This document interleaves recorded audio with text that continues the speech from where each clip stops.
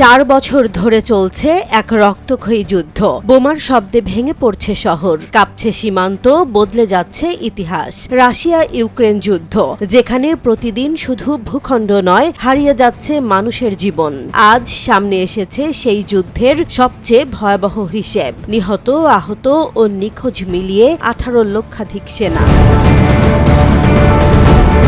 Russia Ukraine যুদ্ধের গত প্রায় 4 বছরে দুই দেশের 18 লাখের বেশি সেনা নিহত, আহত ও নিখোঁজ হয়েছেন, এমন তথ্য জানিয়েছে মার্কিন থিঙ্ক ট্যাঙ্ক সংস্থা centre for strategic and international studies CSIS.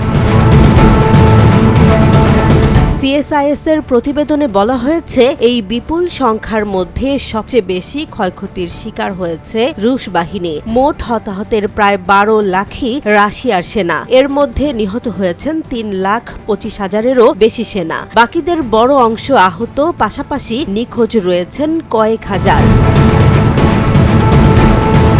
রুশ বাহিনীর এই ক্ষয়ক্ষতি সম্পর্কে প্রতিবেদনে উল্লেখ করা হয়, দ্বিতীয় বিশ্বযুদ্ধের পর কোনো বৃহৎ শক্তির সেনাবাহিনী বিশ্বের কোথাও এক যুদ্ধে এত বেশি হতাহতের শিকার হয়নি, যা রাশিয়ার জন্য এক নজিরবিহীন বাস্তবতা। তবে ক্ষতির হিসাব ইউক্রেনের ক্ষেত্রেও কম নয়। গত 4 বছরে 6 লাখের বেশি ইউক্রেনীয় সেনা নিহত, আহত ও নিখোঁজ হয়েছেন। সিএসআইএস-এর তথ্য অনুযায়ী 2022 সালের ফেব্রুয়ারি থেকে 2025 সালের ডিসেম্বর পর্যন্ত ইউক্রেনীয় বাহিনীর 1 লাখ থেকে 1,40,000 সেনা নিহত হয়েছেন।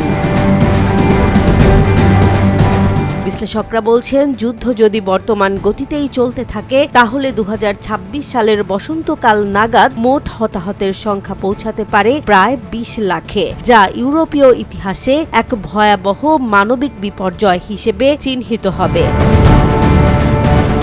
উল্লেখ্য, ক্রিমিয়া উপদ্বীপকে রুশ ভূখণ্ড হিসেবে স্বীকৃতি না দেয়া এবং ন্যাটোর সদস্য পদের জন্য কিয়েভের তদবির, এই দুই ইস্যুকে কেন্দ্র করে দীর্ঘদিনের টানাপোড়েনের পর 2022 সালের 24 ফেব্রুয়ারি ইউক্রেনে সামরিক অভিযান শুরু করে রাশিয়া। প্রেসিডেন্ট ভ্লাদিমির পুতিনের নির্দেশে শুরু হওয়া সেই যুদ্ধ এখনও থামেনি।